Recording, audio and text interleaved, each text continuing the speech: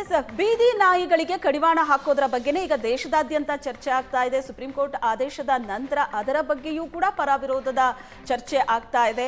ಇನ್ನು ಬೆಂಗಳೂರಿನಲ್ಲಿ ಜೊತೆಗೆ ಇಡೀ ಕರ್ನಾಟಕದಾದ್ಯಂತ ಆಗ್ತಾ ಇರುವಂತಹ ಬೀದಿ ನಾಯಿಗಳ ಅಟ್ಯಾಕ್ ಇದೆಯಲ್ಲ, ಇದ್ರ ಬಗ್ಗೆ ಕೂಡ ಪ್ರಶ್ನೆ ಎತ್ತಿದ್ದಾರೆ ಜನ.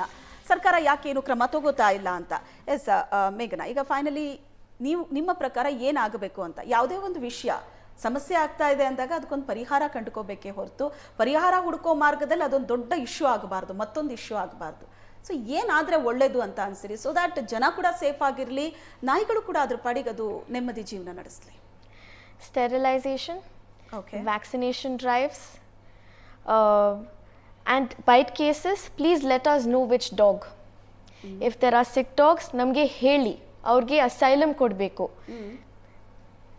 ಪಾಪ್ಯುಲೇಷನ್ ಕಂಟ್ರೋಲ್ ಇದ್ದರೆ ನಿಮಗೆ ಜಾಸ್ತಿ ನಾಯಿ ಕಾಣಲ್ಲ. Sterilisation is very important. ಈಗ ನಾಯಿಗಳಿಗೆ ಲಸಿಕೆ ಹಾಕ್ಸೋದು, ಅದರ ಸಂತಾನಹರಣ ಚಿಕಿತ್ಸೆ ಕೊಡಿಸೋದು ನಮಗೆ ಫೀಡ್ ಮಾಡಕ್ ಬಿಡಿ, ಪಾಲಿಕೆ ಮತ್ತು ಸರ್ಕಾರದ ಜವಾಬ್ದಾರಿ. ಬಟ್ ಅದು ಆಗ್ತಾ ಇಲ್ಲ ಅಂತ ನೀವು ಹೇಳ್ತಾ ಇದ್ದೀರಲ್ಲ? ಆಗ್ತಾ ಇಲ್ಲ ಅಂತ ನಾನು ಹೇಳ್ತಾ ಇರೋದು, ಓವರ್ ವ್ಯಾಕ್ಸಿನೇಟ್ ಮಾಡ್ತಿದ್ದಾರೆ ಸಮ್ ಏರಿಯಾಸ್ದಲ್ಲಿ ವ್ಯಾಕ್ಸಿನೇಟೇ ಮಾಡ್ತಾ ಇಲ್ಲ ಅವರು. ಸೊ ಅದನ್ನ ನೀವು ಸರ್ಕಾರಕ್ಕೆ ಮುಟ್ಟಿಸ್ಬೇಕು. ಎಸ್, ಓಕೆ, ನಮಗೆ ಫೀಡ್ ಮಾಡಕ್ ಬಿಡಿ ದಯವಿಟ್ಟು. ಯಾಕಂದ್ರೆ ಈಗ ನಾವು ಊಟ ಮಾಡಲ್ಲ, ನಮಗೆ ಸ್ವಲ್ಪ ಇರಿಟೇಷನ್ ಆಗುತ್ತೆ, ಅವ್ರಿಗೆ ಡೇಸ್ ಊಟ ಸಿಗಲ್ಲ. ಯಾಕಂದ್ರೆ ಹೇಳ್ತಾರೆ ರೋಡ್ ಮೇಲೆ ಫೀಡ್ ಮಾಡಬೇಕಾದ್ರೆ ಮನೆ ತಗೊಂಡು ಹೋಗಿ, ಮನೆಯಲ್ಲಿ ಎಷ್ಟು ನಾಯಿ ಇಡಬೇಕು, ಓನರ್ ಬೇಡ ಅಂತ ಹೇಳ್ತಾರೆ. ತುಂಬಾ ಜನವರು ರೆಂಟಲ್ಸ್ ಅವರು ಓನರ್ ಬೇಡ ಅಂತ ಹೇಳ್ತಾರೆ. ರೋಡ್ ಮೇಲೆ ಹಾಕ್ತಿವಿ, ಕ್ಲೀನ್ ಮಾಡ್ತೀವಿ ನಾವು, ಅದು ನಮ್ಮ ಜವಾಬ್ದಾರಿ, ನಾವು ಕ್ಲೀನ್ ಮಾಡ್ಲೇಬೇಕು ಅಲ್ವಾ? ಕ್ಲೀನ್ ಮಾಡ್ತೀವಿ, ಆದ್ರೆ ಊಟ ಕೊಡಕ್ ನಾಯಿಗಳು ಅಟ್ಯಾಕ್ ಮಾಡದೇ ಇರೋ ತರ ನೀವುಗಳು ನೋಡ್ಕೊಂಡ್ರೆ, ಅಥವಾ ಅಟ್ಯಾಕ್ ಮಾಡಿದ್ರೆ ನೀವುಗಳ ಜವಾಬ್ದಾರಿ ಅನ್ನೋದಾದ್ರೆ ಆಗ ಜನ ಹೇಳ್ತಾರೆ, ಓಕೆ ನನ್ನ ಮಕ್ಕಳ ಮೇಲೆ ಅಟ್ಯಾಕ್ ಮಾಡಿದಾಗ ಪಾಪ ಬಂದ್ರು, ಇವತ್ತು ನಾಯಿಗೆ ಊಟ ಹಾಕ್ತಿದ್ದಾರೆ ಅಂತ. One of the biggest problems behind aggression and the reason is ಹಂಗರ್.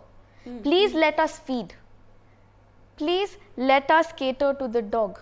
ಅವಾಗ ಎಲ್ಲದ್ರ ಬಗ್ಗೆನೂ ಗಮನ ತಗೋಬೇಕಾಗುತ್ತೆ. Yes, there are communities. ಈಗ ನೀವು ಹಾಗಾದ್ರೆ ಅವೇರ್ನೆಸ್ ಕ್ರಿಯೇಟ್ ಮಾಡಬೇಕು ಅಂತ ಅನ್ಸುತ್ತೆ. ನಾನು ಮೇಘನಾ ಅಂಡ್ ನಿತಿನ್ ಇಬ್ಬರಿಗೂ ಹೇಳ್ತಾ ಇದ್ದೀನಿ, ಬಿಕಾಸ್ ಜನಸಾಮಾನ್ಯರಲ್ಲ ಅವೇರ್ನೆಸ್ ನೀವು ಕ್ರಿಯೇಟ್ ಮಾಡಬೇಕು. ನಾವಿದ್ದೀವಿ ನಿಮ್ಮ ಜೊತೆ, ನೀವು ನಾಯಿಗಳಿಗೇನು ಹಾರ್ಮ್ ಮಾಡಬೇಡಿ. ಈ ನಾಯಿಗಳು ನಾವು ನೋಡ್ಕೋತೀವಿ ಇನ್ ದ ಸೆನ್ಸ್, ಓಕೆ ನಾವು ಫೀಡ್ ಮಾಡ್ತೀವಿ, ಏನಾದರೂ ಪ್ರಾಬ್ಲಮ್ ಇದ್ರೆ ಅಥವಾ ಅದೇನಾದ್ರೂ ಇಶ್ಯೂ ಇತ್ತು ಅಂತ ಜಸ್ಟ್ ಕಾಂಟ್ಯಾಕ್ಟ್ ಮಾಡಿ ನಮ್ಮನ್ನ ಅಂತ.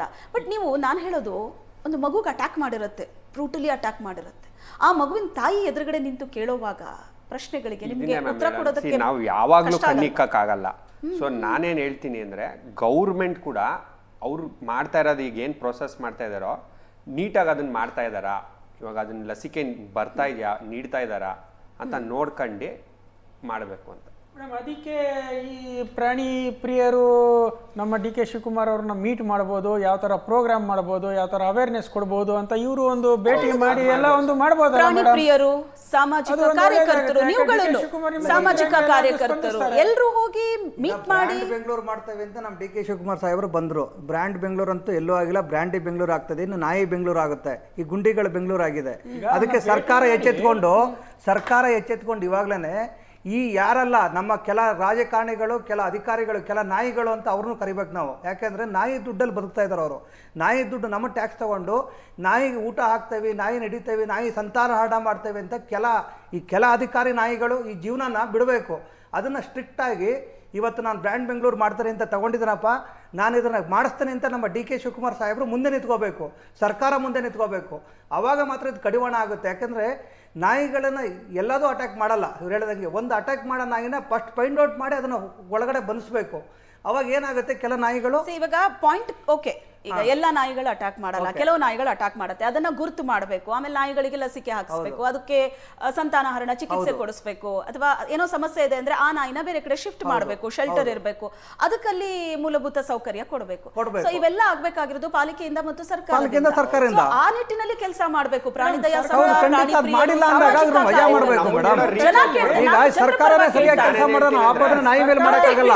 ಸರ್ಕಾರ ಕೆಲಸ ಮಾಡಬೇಕು.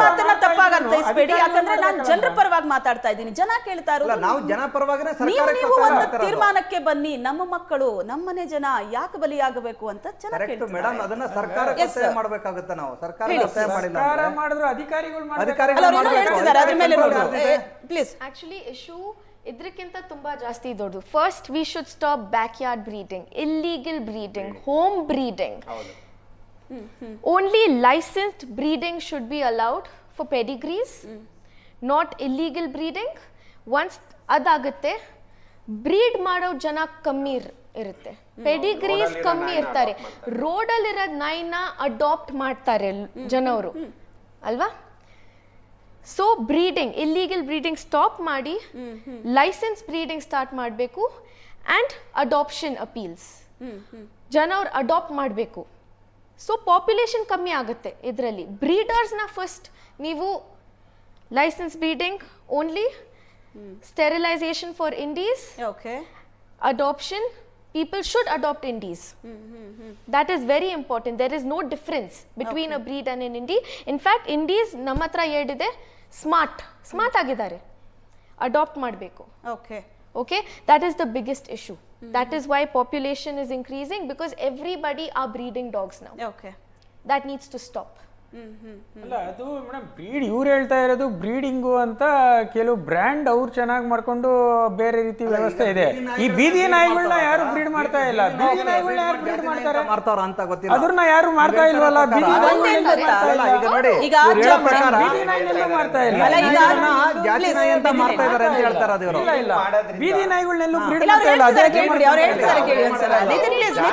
ಯಾಕಂದ್ರೆ ಗವರ್ನಮೆಂಟ್ ಸ್ಟೆರಿಲೈಸ್ ಮಾಡ್ತಾ ಇಲ್ಲ, ಬೀದಿ ನಾಯಿಗಳು ತಗೊಂಡು ಬ್ರೀಡ್ ಮಾಡ್ತಾರ ಅಂತ ಮಾಡ್ತಾ ಇದಾರೆ. ರೇಬಿಸ್ ಕೊಡ್ತಾ ಇದಾರೆ, ಅದೆಲ್ಲ. ಈಗ ಬ್ರೀಡಿಂಗ್ ಬಂದಾಗ ಬೀದಿ ನಾಯಿಗಳಿಗೆ ಬ್ರೀಡ್ ಮಾಡೋ ಅಂತವ್ರು ಯಾರಿದ್ದಾರೆ ತೋರಿಸಿ ಅಲ್ವಾ. ಅದು ಅಲ್ಲ, ಇವರು ಲೈಸೆನ್ಸ್ ಎಲ್ಲ ಅಂತ ಒಂದು ಹೇಳಿದ್ರು. ಆ ಲೈಸೆನ್ಸ್ ಅವ್ರು ಹೇಳ್ತಿದ್ದಾರೆ. ಫೈನಲಿ ಹೇಳಿ ನಿತಿನ್ ಅವರು. ಅದೇ ಬೀದಿ ನಾಯಿಗಳನ್ನ ಬ್ರೀಡ್ ಯಾರು ಮಾಡ್ತಾ ಇಲ್ಲ, ಅವ್ರು ಮಾಡ್ತಾ ಇರೋದು ಜಾತಿ ನಾಯಿಗಳನ್ನ. ಅದನ್ನ ಕಂಟ್ರೋಲ್ ಮಾಡಿದ್ರೆ, ಲೈಕ್ ಲೈಸೆನ್ಸ್ ಹೋಲ್ಡರ್ಸ್ ಮಾತ್ರ ಮಾಡೋ ಥರ ಮಾಡಿದ್ರೆ ಏನಾಗುತ್ತೆ ಅಂದರೆ, ಅವಾಗ ಆಟೋಮೆಟಿಕ್ಲಿ ಜನ ರೋಡಲ್ಲಿರೋ ನಾಯಿನ ಅಡಾಪ್ಟ್ ಮಾಡ್ಕೊಳ್ಳೋ ಥರ ಮೈಂಡ್ ಸೆಟ್ ಆಗುತ್ತೆ. ಇವಾಗ ಹೆಂಗೇನೆ ರೋಗ್ ಒಂದೊಂದು ಏರಿಯಾಗೂ ಒಬ್ಬೊಬ್ರು ಬ್ರೀಡರ್ಸ್ ಇರ್ತಾರೆ. ಅಂದ್ರೆ ನಿಮ್ಗೆ ಬ್ರಾಂಡೆಡ್ ನಾಯಿಗಳು ಹೊರಗಡೆಯಿಂದ ಸಿಗ್ತಿದೆ ಅಂತ ಅಂದಾಗ ನೀವು ಅದನ್ನೇ ತಗೋತೀರಿ. ನಿಮಗೆ ನಾಯಿ ಮೇಲೆ ಪ್ರೀತಿ ಇದ್ರೆ ಬೀದಿ ನಾಯಿಗಳನ್ನೇ ಅಡಾಪ್ಟ್ ಮಾಡ್ಕೊಳ್ಳಿ ಅಂತ. ಈ ಚರ್ಚೆ ಹೀಗೆ ಮುಂದುವರಿಯುತ್ತೆ, ನಿಲ್ಲೋದಿಲ್ಲ. Thank you so much.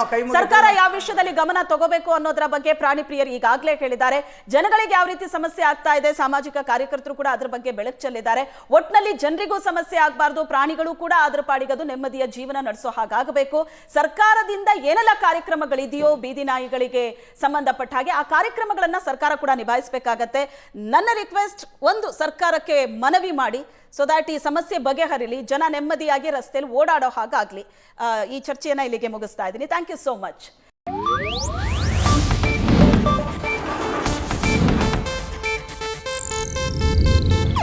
ಇದು ಏಷ್ಯಾನೆಟ್ ನ್ಯೂಸ್ ನೆಟ್ವರ್ಕ್ ಪ್ರಸ್ತುತಿ.